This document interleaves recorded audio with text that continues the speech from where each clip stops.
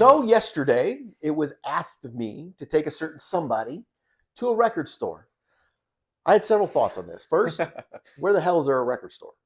Second, to me, going to a record store isn't all that special because I grew up doing this. You'd go into the mall, you'd go to the record store. They became CD stores. Before that, they became cassette stores. You would go in and you just look for your music. So to me, going into one of these stores was no big deal. And it hit me upon his request because James has gotten a record player and has gotten into vinyl now. He had literally never done that. Not once. Before yesterday, I had not seen what a record store was like. I hadn't experienced that atmosphere. At most, my experience was looking on Amazon for records. So I reached out to the local nerd community here in Las Vegas, and Zia Records was the one that popped up. So shout out to Zia Records. So we went to the Zia Records on Rainbow, immediately walked in, and I just had flashback. Now, it wasn't exactly like every record store I've been in. I will give a shout out to the record store in Medina, Ohio, where I grew up, where I went in and I wanted the Two Live Crew CD, and they were like, dude, that music sucks. Here, take Fear of a Black Planet by Public Enemy. I did. Wow, they were right. An amazing CD. Anywho, present day. Going into Zia Records, immediate flashback, the smell, the sights, everything. We were in a record store. I was overjoyed. I recently found myself to be very in tune with music. It's the way I understand the world at a fundamental level. I won't wax too poetic about it, but it's when I listen to music, I don't just listen to like if it's a fun song or not. Like there are fun songs I love, like Because I Was High. It's a stupid song. I think it's funny. I love it. But then there are songs like almost all of Supertramp's discography, which I think are absolutely incredible and subversive songs that tell a great story. Or Kenny Rogers, who is, I'm not a country person, but his music is incredible because it always tells a story. And so I've come to understand the world through music. And in that love of music, specifically a little artist, you may not know him, called Meatloaf, I fell in love with his Bat Out of Hell albums. And I was like, I wonder what they'd sound like on vinyl. Because I've always heard that vinyl was this like mythical, glorious, almost ethereal type sound where it's like it's unrivaled in quality. And so I'm like, you know what? Why not put it on like a wish list for gifts? Because I've never heard it.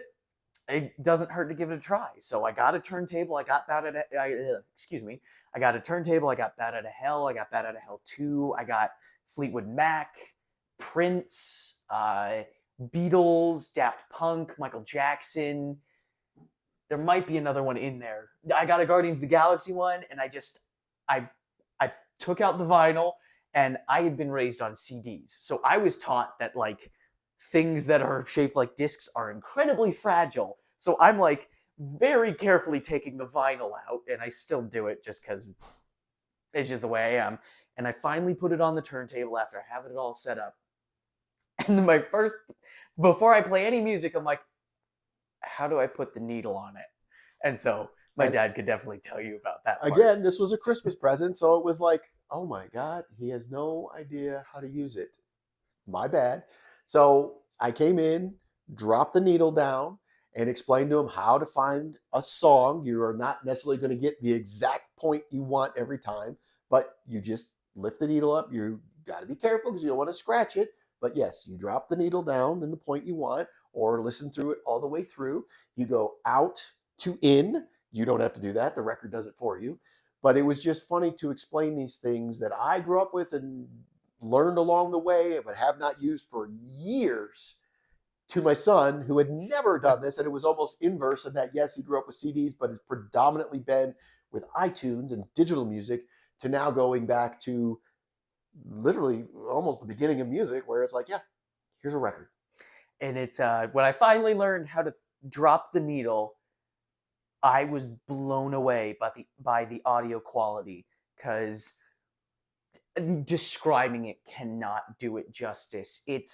It's legitimately like sitting in the recording studio hearing the playback. It's full. You hear the full spectrum. It's like when you play a digital version of music, it's almost perfect every time, if not perfect every time. Anyways, there's no really the worst you're going to get is like if it buffers or something, and it's perfect. It's the exact audio they recorded every time, but you lose some of like the little fun details. Like you may hear in some cases like the actual clicking of a piano keyboard, or in some cases, if I pay attention really close, you can hear the twang of some guitar wires, and it's like those little details that you hear in vinyl that you can't really hear on digital. And so, And to get a bit yeah, into the science of it, when you record something and transfer it to digital, you are losing the high and low ends of the sound wave. That's just natural. That's what it is. Digital literally can't record everything. A record will record all of that. So you will get the sort of garbage that will be gone in a digital recording. So a digital recording will be crisp and clean, whereas you will have a vinyl, which will be more natural. and it's listening to Meatloaf's "Bat Out of Hell." I could hear like all these little details I missed on digital because they weren't there. As an example, "Paradise by the Dashboard Light," you can actually hear the people talking during the infamous baseball moment. You can hear the two people in the car talking to each other, communicating, and it's this little detail you miss in digital. And it's become a generational thing in that I am not a huge music guy. I get most of my music from films and film soundtracks. That's what I love. I grew up with a father who was very much into, at the time, the counterculture, which was the 60s. So I got a lot of the Vietnam protest songs and war and music and all that stuff. So, but my father also enjoyed Meatloaf. And generationally, I grew up learning about Meatloaf. I was there when Bat Out of Hell 2 came out and saw that popularity, but I also got to see Meatloaf in concert at Blossom Arena, Cleveland, Ohio, with my father. And then to have James fall in love with this same artist who his namesakes before him also very much enjoy. The only regret is obviously Meatloaf has since passed, and there is no chance for him to see him live, Unfortunately, which is a real bummer because it would have been great to have the three Jims go and see him. Would have been amazing. it absolutely would have. And it's I am glad that my deep love of Meatloaf inspired me to get vinyls, because now I can hear so many more songs on vinyl and I can appreciate them so much better. Probably my second favorite album I've gotten so far that's like not like soundtrack or something has to be the Purple Rain vinyl I have, because again, I can like explaining it does not do it justice, but Purple Rain on vinyl is probably one of the most beautiful listening experiences of all time. It's so full. You hear the audience because when they recorded it in front of a live audience, so you can hear the audience, and You can hear. you can hear the live audience. You can hear like the reactions. You can hear all the little intricacies that go into it that you can't appreciate with digital. So, unlike James's previous history with music, where it was literally looking on his phone or computer for what he was looking for, we are now in Zia Records, and this is not a commentary making fun of because he'd never experienced it. I had to guide him to show him how they break down and categorize music physically. So we got to see pop rock. And what's the difference? Well, there is none in the store because they can't have, unlike in iTunes where you can have something in pop, something in rock, something in R&B, and it could be the same song in all of them. Well, here, obviously, because it's a physical thing, they combine it into one place so it's easier to find. Similar to, they had the soundtrack section, they had the rap section. They had a classical section, metal section. There was one more I don't remember. I think it was alternative. And it was literally flipping among the records to find what he was looking for. And again, unlike iTunes, where you just kind of scroll through it or whatever, it wasn't always there. James has a list of his favorite bands, and he literally took the list and was going through the racks looking for what he wanted. And there were many cases where they didn't have the record. It's probably the most disheartening one was Quiet Riot, like Slick Black Cadillac, Come On Feel the Noise, Thunderbird, Stomp Your Hands, Clap Your Feet.